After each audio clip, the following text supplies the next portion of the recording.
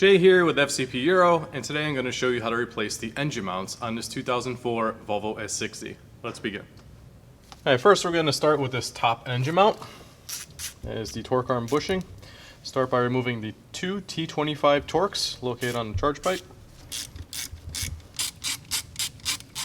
Now, a little trick I do, you don't necessarily have to do this, but I do not remove this pipe. If it's easier for you to remove the charge pipe, you can do so by removing the two clamps on each side. It's just a 7mm hose clamp.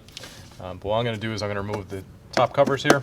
This one's going to move off to the side so we can get better access to this last bolt here on the torque arm bushing. Remove the center bolt for the torque arm bushing. It's a 15 and an 18mm wrench. Now remove the two 14mm bolts on each side of the crossbar.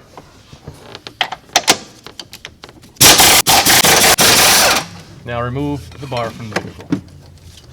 Now we're going to remove the 8 T30 Torx bolts from the top engine covers.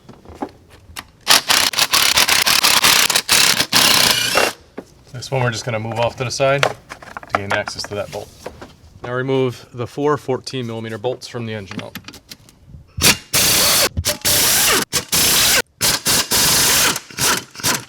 Using a screwdriver, I'm just going to twist this mount, and you could obviously see the cracks in the mount. So while this was still intact, it probably didn't have too much longer of life left in it. Now, Volvo did change the design on this mount, so if you're original in the car, it looks like this. It's more of like a T, but the solid surfaces are at the top and the bottom. They changed it to this design, which has a little bit more flex. Don't be alarmed. This is just a updated part. Now go ahead and install your new mount. Now replace your covers.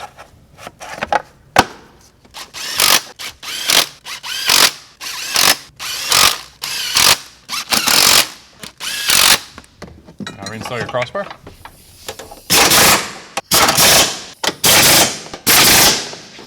Now your center bolt.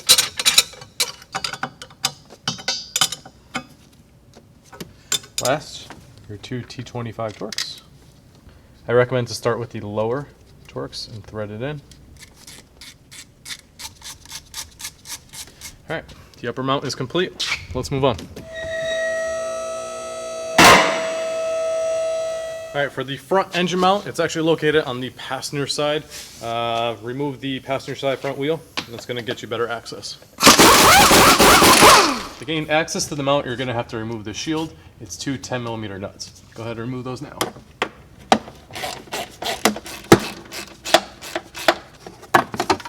Now you're going to see a pre-folded line here on the fender liner. Pull the fender liner back and fold it on that crease. And just take some vice grips and clamp that into place. Now this is going to expose the mount. Now we need to support the engine. Since I'm doing this on a lift for demonstration purposes, I'm going to use a screw jack here.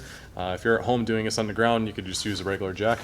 I'm just going to lift the engine up just enough to support it. You're going to actually see this mount, since it's collapsed so much, you're going to see it rise. Now that the engine is supported, you can remove the two 14mm bolts.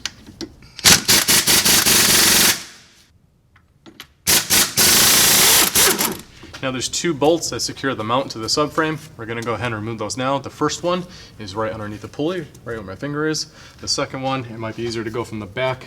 It's on the inside of the subframe. Let's go ahead and remove those now.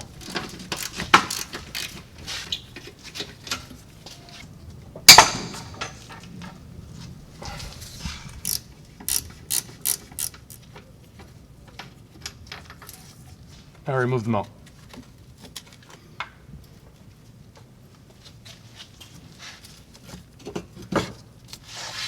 Now insert your new engine mount.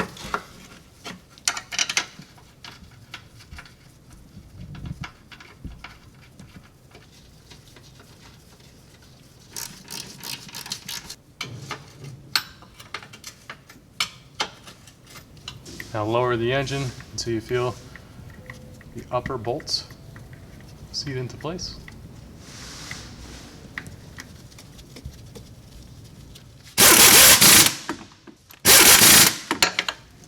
Remove your vice grips. seat the fender liner back into place. Install your shield.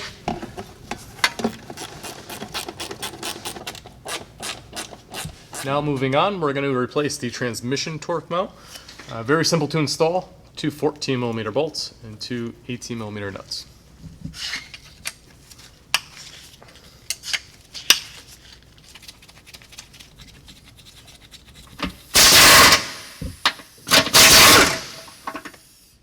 It's not so much the outer bushing that wears, but the inner. You can clearly see how much play there was in this. Now for installation, slip it into place, install your 2 18mm nuts, now your 14mm bolts, and tighten.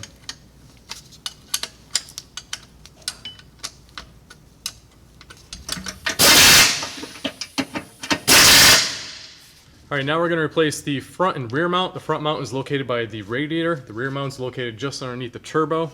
We're going to lower the car for the front mount just to remove the, I believe it's a 15mm nut on top. For demonstration purposes, I'm going to remove the fresh air tube from the airbox, just so you guys can see this a little bit better. There's a 15mm nut on the top of the engine mount.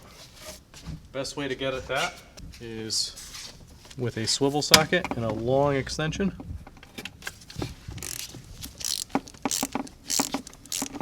Once we remove this, we're going to put the car back up in the air and do the rest of the work from underneath.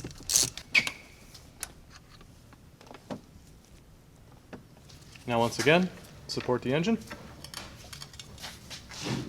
To allow the engine to lift a little higher, remove the 14mm bolts from the front engine mount located by the crankshaft pulley.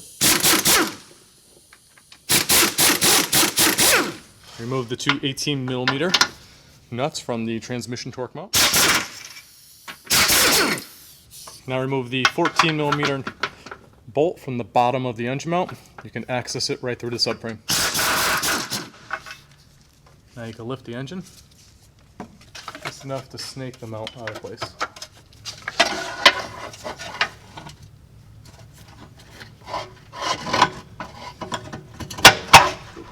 Now we're going to sneak the front engine mount out through the side here.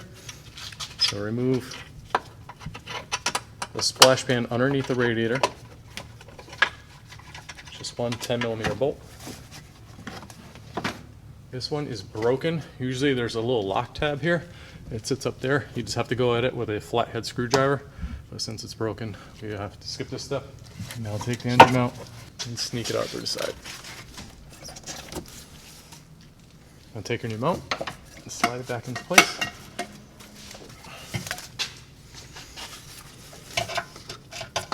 Go ahead and reinstall your splash shield.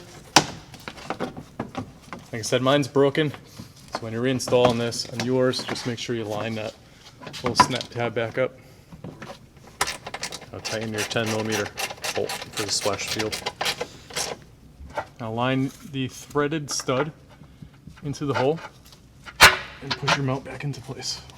Now before you lower the engine back onto the mount, notice there is an alignment tab here. Just make sure that's in the proper place. It's usually right in the back. And the last mount we're going to replace is the rear engine mount closest to the firewall. So again, with our screw jack, I'm going to lift off the transmission. Alright, last we want to remove the lower engine mount bolt. This is a little bit hard to get to. I'm going to go at it with a 3/8 extension and a swivel socket. It'll be a little tough to get in there. A little finesse and it should go right in.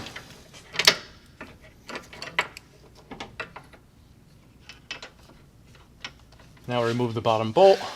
We can jack the engine up and remove the mount.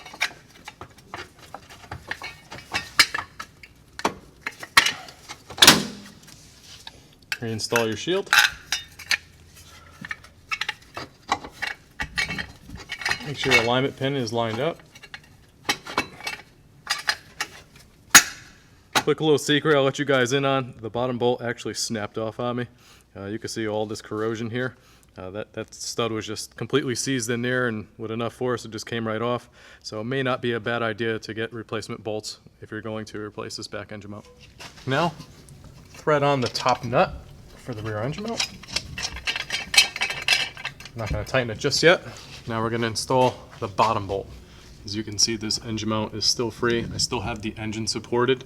I didn't tighten up that top nut, and that's to give it a little bit of flex if I need it while I'm threading this bottom bolt there. So I already have the bolt on the socket. Just going to guide it up into place.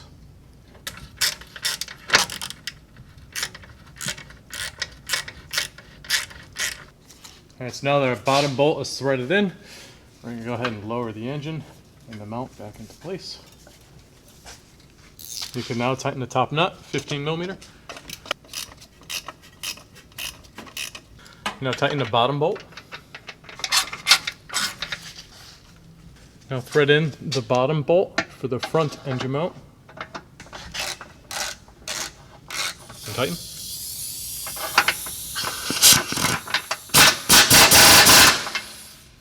Now tighten the two 18 millimeter nuts for the transmission torque rod.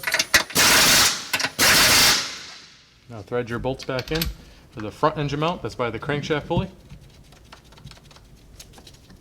And tighten those. Now put your wheel back on.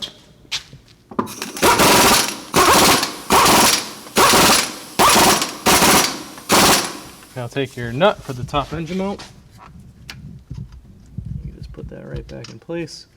If you can, just thread it on a couple threads before you tighten it. Now your fresh air hose. And you're all set. Alright guys, and that's how you replace the engine mounts on this 2004 Volvo S60. You can apply this video to all the 5-cylinder P2 chassis models. It may be a little bit more difficult to get to the rear mount on the all-wheel drive models. You can also find these kits online in our catalog. If you have any additional comments or questions, please comment in the box below, and don't forget to like and subscribe. Thank you.